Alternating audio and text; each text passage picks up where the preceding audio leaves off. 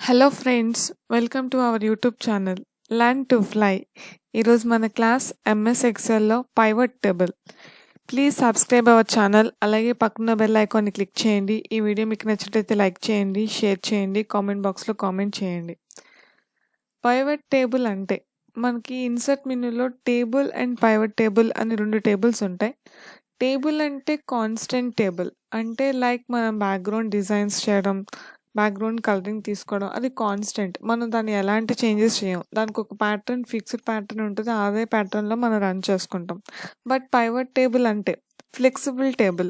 మనం దాన్ని ఎలా అడ్జస్ట్ చేసినా అడ్జస్ట్ అవుతుంది. ఫర్ ఎగ్జాంపుల్, మాది నార్మల్ టేబుల్. ఈ టేబుల్ హొరిజంటల్ వ్యూలో చూడాలన్నా, వెర్టికల్ వ్యూలో చూడాలన్నా, లేదా ఫ్లెక్సిబుల్గా మనకి ఎటు నుంచి ఎటు అడ్జస్ట్ చేసుకోవాలన్నా, పర్టికులర్ ఐటమ్స్ డీటెయిల్స్ మాత్రమే చూడాలన్నా ఫ్లెక్సిబుల్గా అవుతుంది. సో అది టేబుల్కి పైవట్ టేబుల్కి ఉన్న డిఫరెన్స్. సో ముందుగా పైవట్ టేబుల్ అనేది ఎలా అప్లికేబుల్ అవుతుందో చూద్దాం. ఇక్కడ మనం కొన్ని ప్రొడక్ట్స్, అలాగే ఏ ఏ ప్లేసెస్ నుంచి తీసుకున్నాం, ఎవరెవరు తీసుకున్నారు, ఎన్ని యూనిట్స్ తీసుకున్నారు, ఎన్ని ప్రొడక్ట్ ఐటమ్స్ ఆఫ్ సేల్ చేస్తున్నాం, వాటికి సంబంధించిన కోడ్స్, ఈ కోడ్స్ అవన్నీ తీసుకున్నాం. ఇప్పుడు ప్రత్యేకించి ఏంటంటే దీన్ని ఒక హొరిజంటల్ వ్యూలో కానీ వెర్టికల్ వ్యూలో కానీ ఫస్ట్ ఎలా చూస్తారు, అయిపోయిన తర్వాత అప్పుడు దాన్ని ఫ్లెక్సిబుల్గా ఎలా అడ్జస్ట్ చేసుకుంటారు అనేది యూజ్ చేస్తాను. సో పైవట్ టేబుల్ ముందు తీసుకోండి. మనం తీసుకోగానే ఆటోమేటిక్గా మన టేబుల్ అరే మొత్తం అంతా కూడా వచ్చేస్తుంది. సో మన టేబుల్ అరే అంతా ఆటోమేటిక్గా సెలెక్ట్ అయిపోతుంది. సో ఇక్కడ న్యూ వర్క్ షీట్లోనా, ఎగ్జిస్టింగ్ వర్క్ బుక్లోనా, అంటే కొత్త షీట్లో ఏమైనా దీని యొక్క అవుట్పుట్ చూపించాలా, లేదా ఈ యొక్క ఎగ్జిస్టింగ్ షీట్లోనే, అంటే ఈ షీట్లోనే కావాలా. సో అది మన ఇంట్రెస్ట్. మనం ఫస్ట్ ఎప్పుడైతే టేబుల్ ప్రిపేర్ చేసుకుని పైవట్ టేబుల్ అన్నామో ఆటోమేటిక్గా టేబుల్ అరే అయిపోతుంది, అంటే సెలెక్షన్ అయిపోతుంది. ఇప్పుడు ఎగ్జిస్టింగ్ వర్క్ షీట్ అని అంటున్నా. సో ఇచ్చి లొకేషన్ చూపిస్తున్నా. ఓకే అనగానే మనకి ఈ టేబుల్ ఉంటుండగానే పక్కన ఇంకొక ప్యాట్ ఇలా వస్తుంది. ఇందులో మనకి ఏ ఏ టైప్ కావాలి, ఏ ఏ హెడ్డింగ్స్. ఇప్పుడు సపోజ్ నావి బ్రాంచెస్ అనేది ఎలా వచ్చింది, కాలమ్స్లో వచ్చింది. అదే నేను రోస్ వైజ్గా పెట్టుకోవాలనుకోండి, ఇక్కడ బ్రాంచెస్ అనేదాన్ని రోస్ వైజ్గా తీసుకుంటే నాకు రోస్ వైజ్గా వస్తుంది. అంటే ఇలా వచ్చేవన్నీ కూడా ఈ వేలో వస్తాయి.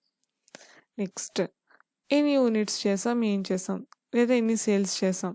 సో సేల్స్ అనేవి వాల్యూస్లో వస్తాయి. ఇప్పుడు ప్రొడక్ట్స్ చూద్దాం. ప్రొడక్ట్స్ అనేవి కాలమ్స్లో తీసుకుందాం. ఏ ప్రోడక్ట్ ఎలా అమ్ముతున్నాం, దాని కాస్ట్ ఎలా పడుతుంది, ఏంటి, ఇలా వస్తుంది. సో మొత్తం ఎన్ని ఐటమ్స్ తీసుకున్నా ఏం చేస్తాం, గ్రాండ్ టోటల్ అనేది వస్తుంది. అంటే ఒక ఫ్లెక్సిబుల్గా మనకి ఇంపార్టెంట్ డేటా కావాలి అనుకునేవి మాత్రమే ఇండివిజువల్గా చూసుకోవాలి. దాని వాల్యూస్ ఎంత పడుతున్నాయి, ఏంటి, ఇలా ఇండివిజువల్ పాత్గా చూసుకోవాలి అనుకుంటే ఈ ఆప్షన్ యూస్ చేస్తాం. లేదు ఇండివిజువల్ పాత్గా కాదు, అన్నీ కలిపి ఒకేసారి చూసుకోవాలి అనుకుంటే సేమ్, అంటే ఒక హారిజంటల్ వ్యూలో. So date, branch, name, units, sales, అలాగే కోడ్స్, మనకు కావాల్సినవన్నీ కూడా వచ్చేస్తాయి. ఇప్పుడు తీసుకున్న ప్రోడక్ట్ అన్నీ కూడా ఒక దాంట్లోనే ఎగ్జిస్ట్ అయిపోయాయి. సో మనకి ఈక్వలెంట్గా వాటి యొక్క వాల్యూస్, ఎగ్జాక్ట్ వాల్యూస్ తెలియవు. సో కాబట్టి పర్టికులర్ ఐటమ్స్ ఇండివిజువల్గా మాత్రమే తీసుకుంటేనే దాని యొక్క డీటెయిల్స్ అనేవి తెలుస్తాయి. సపోజ్ నేను నేమ్ యూనిట్స్, జస్ట్ దాని యొక్క సంబంధించిన నేమ్స్, యూనిట్స్ ఎంత యూస్ చేసాం, సో అది ఏ ఐటమ్ కొన్నాం, ఏ బ్రాంచ్లో తీసుకున్నాం, ఏ పర్సన్ తీసుకున్నారు, ఇలా చూస్తాం. అంటే హోరిజంటల్గా ఉన్న టేబుల్ని వెర్టికల్ వ్యూలో చూడాలి అనుకుంటే ఈ వ్యూలో చేస్తాం. సో ఓవరాల్గా బేసికల్గా మనకి ఏంటంటే ఇక్కడ ఉన్న టేబుల్లో పర్టికులర్గా ఏ కాలంలో ఉండాలి, ఏ బ్రాంచ్లో రావాలి, ఎక్కడ రావాలి. సో ఫిల్టర్స్ ఆల్రెడీ మనం చేసుకోవచ్చు.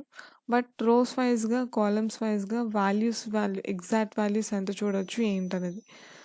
ఇదే మనం కొత్త షీట్లో అప్లోడ్ చేయాలనుకోండి. సో కొత్త షీట్లో అప్లోడ్ చేయాలి అనుకుంటే మళ్ళీ సేమ్ మనం టేబుల్ అరేని సెలెక్ట్ చేసుకుంటాం. సో మన టేబుల్ అరేని కంప్లీట్గా సెలెక్ట్ చేసుకుని ఇక్కడ ఆప్షన్ ఉంది కదా, ఆల్రెడీ మన టేబుల్ ఆటోమేటిక్గా సెలెక్ట్ అయిపోయింది.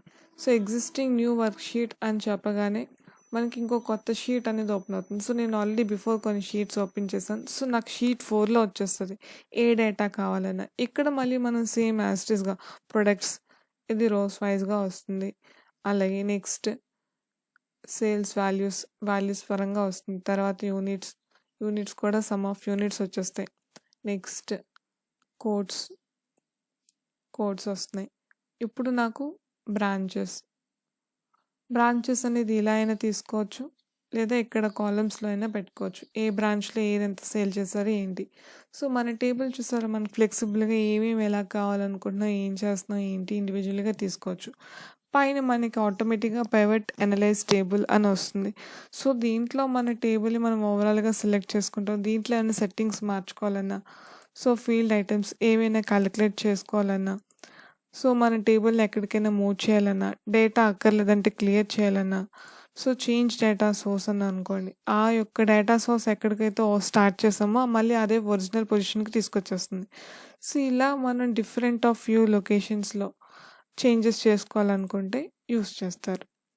పైవట్ టేబుల్ అనలైజ్‌లో మొత్తం ఇదేంటంటే కేవలం మనం ఇక్కడ ప్రిపేర్ చేసుకుంటున్న టేబుల్‌కి మాత్రమే ఒక అనలైజేషన్‌గా యూజ్ చేస్తారు.